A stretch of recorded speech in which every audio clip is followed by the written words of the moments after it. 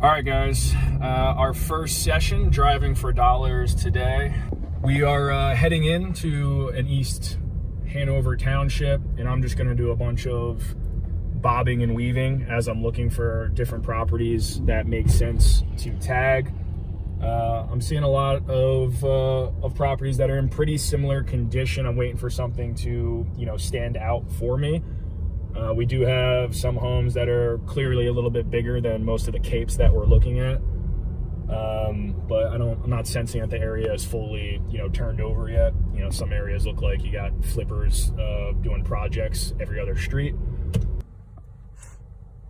All right, guys, we just stopped at our first house here that I'm going to be tagging in Deal Machine. As you'll see, it comes up pretty similar to Zillow. I tag the property. It'll give me some information. Typically, it'll give you last sale date, equity, etc. This one doesn't happen to have the most information outside of, we're staring at it right now, and the property is definitely in need of a little bit of love.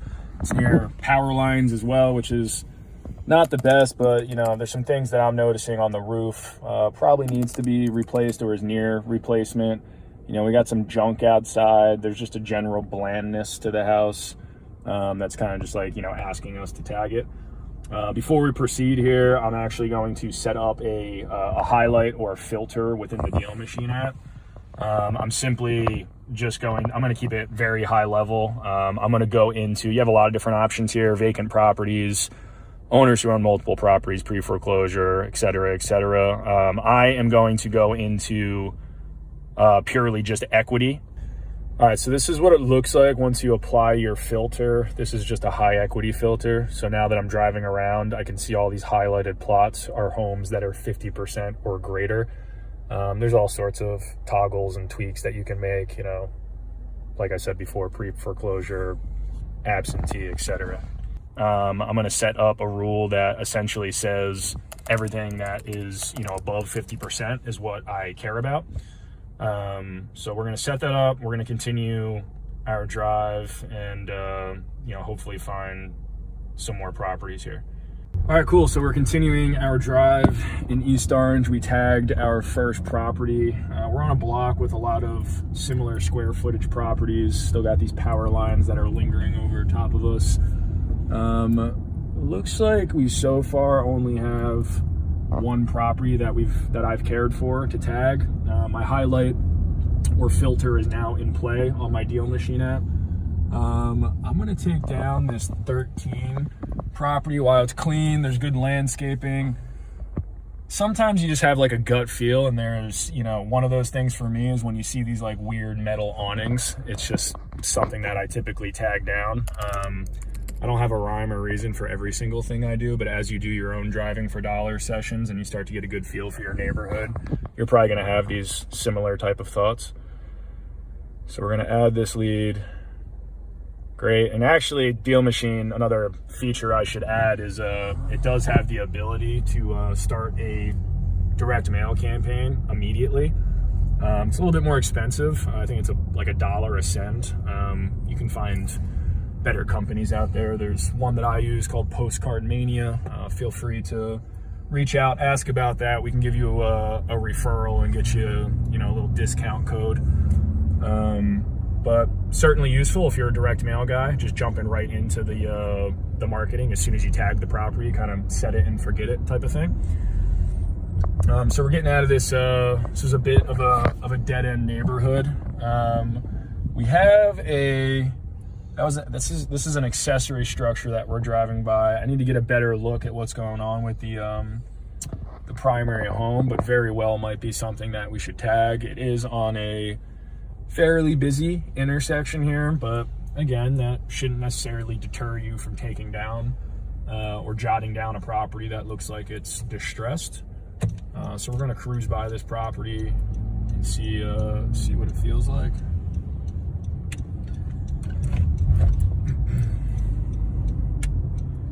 Yeah, I'd say, that fits the bill. That was an overgrowth situation. So we're going to tag that property that we just drove, and you are going to get into a lot of situations as you're driving for dollars, just for pure safety reasons that you're going to need to, you're going to find yourself pulling over a little bit. This is also a good reason why you want to bring a friend. They can be the one manning the app, or the pen and pad that you're using, whatever it is for jotting down.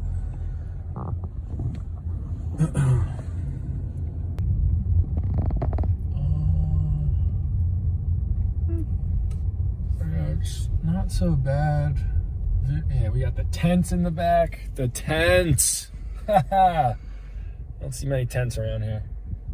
Tents means tag. 3-bedroom, 1 bath, sleeps 12. Last sale date, 1999. Equity, 56%. All good things. All right. Let's get out of here before we end up in one of these tents.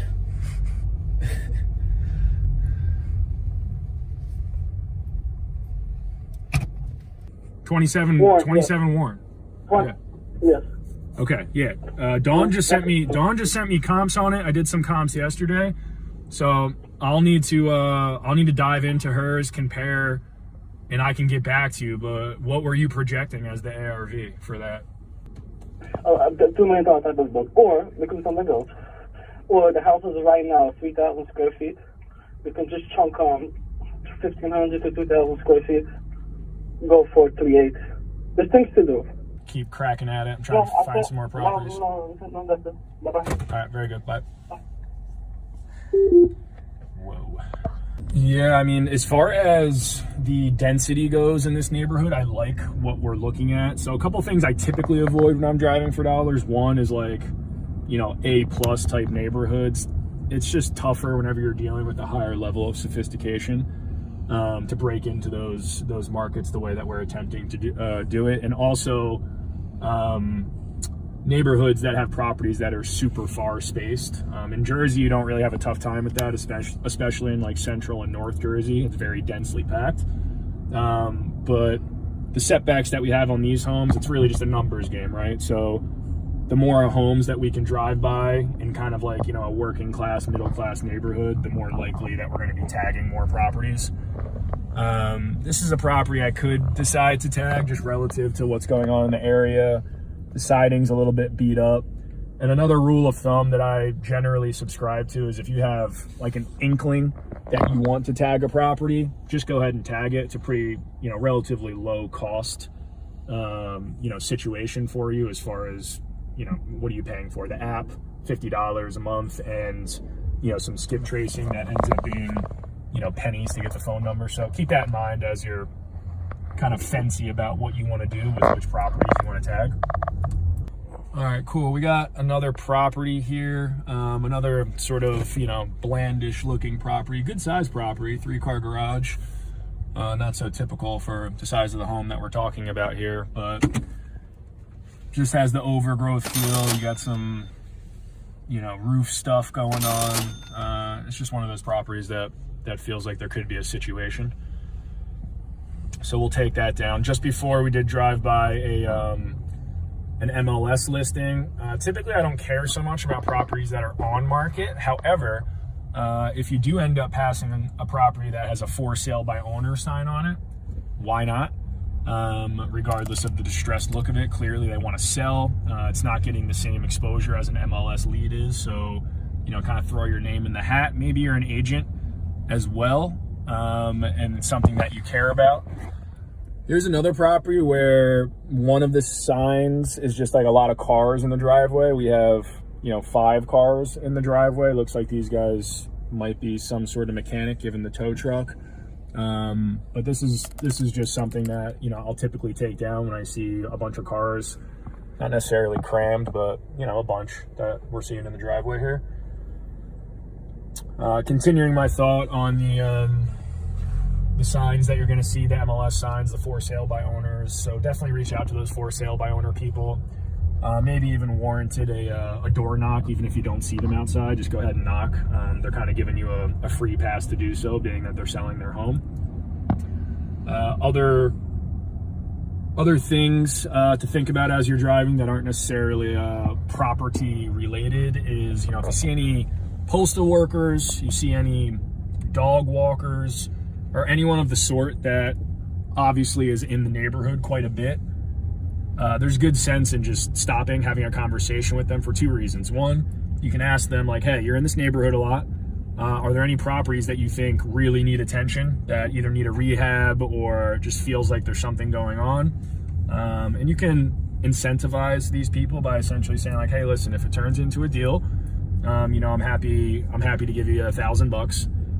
And moving forward, as you're continuing to work this neighborhood, you know, postal office person you're speaking to, would you mind texting me? You know, give them your business card, give them your phone number. Here's your USPS truck. We'll go run them down later. But yeah, these are definitely guys that are out and about, similar to, you know, you can think about like Uber drivers, or other people that might be in this local area. So just keep that in mind. It's like a networking opportunity. It's an opportunity to, you know, kind of hire a bird dog, if you will, is what they call it in real estate. Here's a property that is probably going under some sort of renovation. Renovation is not necessarily a sign of distress. It can be quite the opposite of that, right? They might be updating their home because, you know, whatever, they have some money to spend. But still, it's a construction project. There's stresses that come along with a construction project, and sometimes it's an exit point for people who just don't want to deal with it any longer. This home over here is just, it's decently kept, landscaping's okay, but it's just kind of strange compared to the area. It's just like odd architecture. So this is another one that I'm gonna go ahead and take down. This is 123.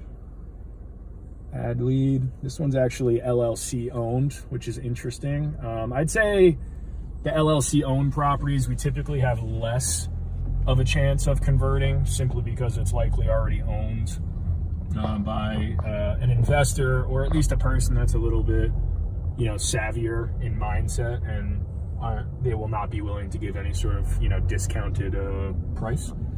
But still worthy. If your gut tells you to take it down, take it down.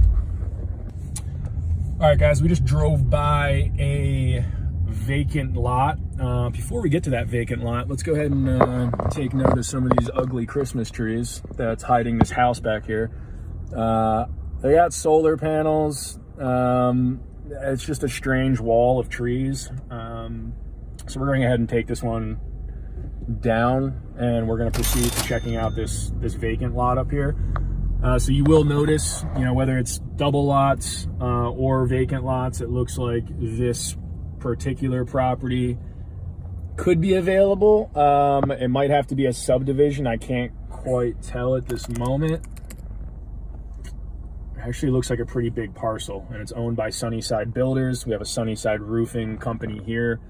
So if you ever see a phone number, that's free skip tracing, right? So we now have that phone number for this lot. I'm still gonna tag it so it goes into my CRM system, and we can continue to do the, you know, whatever sort of drip campaigns we're doing to stay in touch with these people. But whenever you see a phone number, take it down. That's gonna save you, you know, whatever it is, 15 cents for the skip trace. So with a large parcel, or what feels like a double wide lot, you're going to have to at some point get back to your computer and do some level of zoning analysis. If you're not familiar on how to do that, you know, definitely ask some of your colleagues in your circle. Maybe you have an architect that you're friendly with. Typically an architect, you know, is well versed in studying zoning, being that they, you know, build or at least put the plans together for homes on a regular basis. So you need to figure out, what can I build here? What is as of right, as they call it? Is it a single family? Is it a multifamily? What kind of lot square footage do I need? What do the setbacks need? Do I need, you know, in between each home? What are the density requirements? Impervious coverage? All these things are things that are typically available online with your local municipality. Sometimes there's third-party sites that organize this information. For New Jersey, it's E360 is what the site is called. Typically, you can download zoning maps, download bulk tables. Bulk tables is just the fancy way of saying, you know, all those things that I just went through, you know, minimum lot sizes, setbacks, etc. But that's what they're referred to as, a bulk table, and you check that table out. Once you understand what zone you're in, then you can start to piece together what you can do for that particular lot. It's, you know, pretty basic, you know, math that you end up doing to understand what you can produce. But like I said, if you're not familiar, I'm sure you have an investor friend who might be more familiar with that type of process, or go to a local architect that can help you out. All right, and here is another obvious home. Siding is one of the more classic, you know, signs. It's just right in your face. The landscaping on this home is decent. Maybe is a vacant property. There's no cars in the driveway. Doesn't necessarily mean it's vacant, but just because of the way the siding is, could be a secondary home. Sometimes Deal Machine will help you with that. It doesn't look like I'm getting the information that this is an absentee owner. However, the last sale date is 1997, back when I was 7 years old. So that's definitely a property that we care about taking down. I'd say any properties that are, you know, it depends on the area, but 20 or more years ago sold, that's something that you definitely care about tagging, just irrespective of anything else. Nice. Properties, whatever. Ooh, another thing that I like to tag on a regular basis, this house sort of reminded me of it, but occasionally you'll drive by a purely pink house. Normally not in this type of neighborhood, but if we're in some of the more urban areas, love tagging pink houses. I don't know what it is, but anytime it's fully pink or like turquoise, I'm like, all right, let me talk to whoever owns this place. It's normally an interesting conversation. Oh. Sorta, kinda.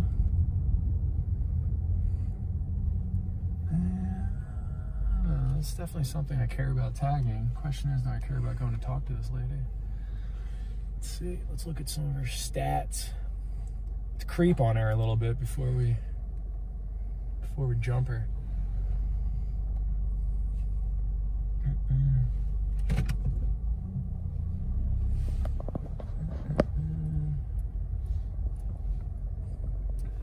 What do you think? Do it. Do it. Do it. I'm gonna stay here. All right. I'll be back.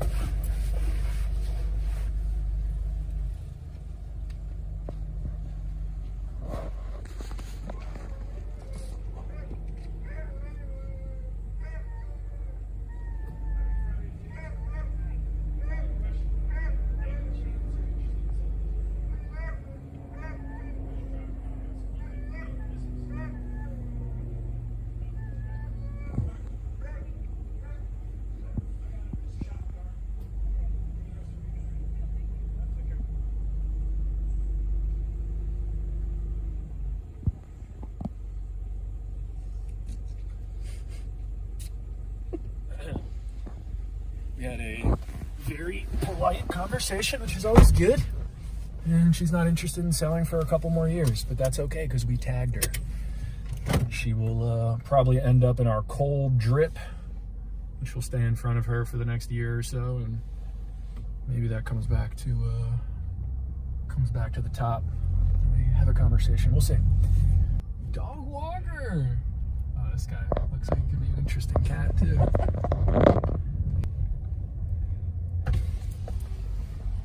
Hey, sir, how you doing?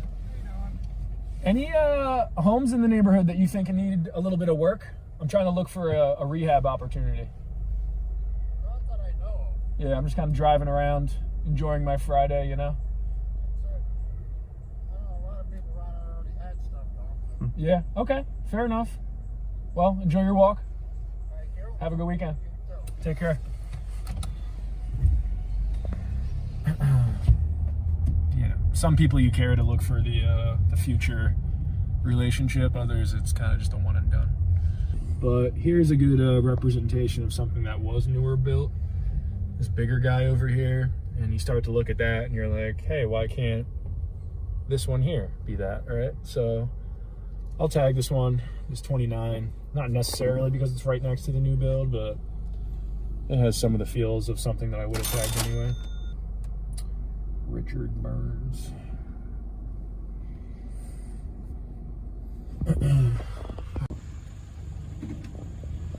All right, we have another house that would have been tagged regardless, but we also noticed it was high equity. Here's another thing we haven't quite seen yet, some junk on the front porch. Anytime you see clutter. Same sort of distress category. So we're gonna tag this puppy.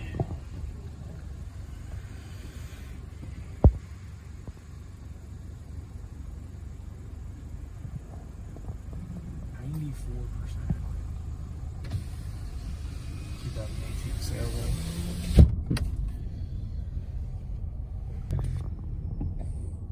we found another awnings house. Have to have it. I'm a big awnings guy. Losing track of where we're at here. Another partially bad siding situation. A little bit reachy. It's okay. Lexus and a Porsche. A Lexus and a Porsche and awnings and a massive, I have a giant box TV in my house. Yeah, this is obviously one that we're gonna tag. Let's see what kind of stats we have on this property. Built 1955, 1,300 square feet, I agree. Sometimes properties are owned for so long that you don't even have like the recorded data yet. So this is one of the better ones that we've tagged. We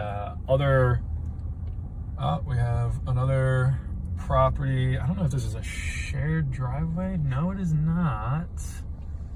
This is the same house. There's probably 8 people living in here. Okay. Let's take this down as well. This is not a high equity, but we're gonna take it. And for this particular drive, most of the homes that we were looking at today are in an area where I would consider flipping as my primary strategy, converting them to listings perhaps if I can't get the right price. So any one of these homes would have been existing footprint updates, meaning, no additions, or a lot of them could have been add-a levels. And in other situations, if we get the right price and can make sense of a new build, there could have been a couple teardowns in there. We saw enough homes that were of the, 3,000 to 4,000 square foot variety that suggested a teardown is possible. But certainly, you have to go back and, do your comp research to really hone in on what the best, exit strategy is going to be for any one of these opportunities.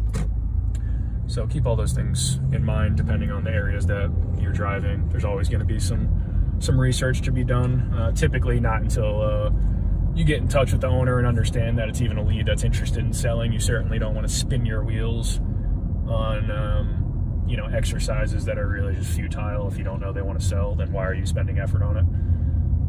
So that's the order of operations. Collect the data, skip trace, get in touch with the people, see who wants to sell, and then put that extra level of research in to see how you want to monetize it. This is definitely something to look out for. Beat up garage, siding's a little bit beat up, and then just a grass driveway that clearly was not always a grass driveway. So this is indicating vacant home. I'm gonna do some James Bond moves here and just go ahead and reverse it around. You don't worry about me, landscaping truck. Landscapers, another group of people to reach out to. This home has all of the signs of being vacant. I would go as far as to say I'm 98% sure this home is vacant, and maybe even Deal Machine knows this to be true as well. So let's see, sometimes you'll get from a town level, they know that the home is vacant just based off of code enforcement. And that'll carry through. What is the number on this guy? 12? You see on the mailbox here? That's another tip for you. Numbers are not always on the home. Sometimes they're on the mailboxes. Sometimes they're on like stones or a tree if you're ever having difficulty figuring out what home it is. Deal Machine's going to help you with that because you're going to be sitting right in front of it, but sometimes it's a little difficult to figure it out. 12. All right, we're at the end of our driving. We actually just closed everything out, but naturally, whenever you do your sessions, you're always going to find one more when you're in that mode. And after you get done your first session, you're probably going to be in Driving for Dollars mode the rest of your life. It's kind of a curse of the real estate investor. But if you can see through the woods here, we're doing our best to give you a picture. There is what I refer to as a roof flag, which is really just a tarp that indicates that there's some sort of issue, with the roof, indicating distress. We also noticed as we pulled around to the driveway that we have our pretty standard old guy car. Just look at it. That's definitely an old guy driving that car, right? Old Lexus. Siding's a little bit beat up, so another good opportunity that we're certainly going to make sure to tag.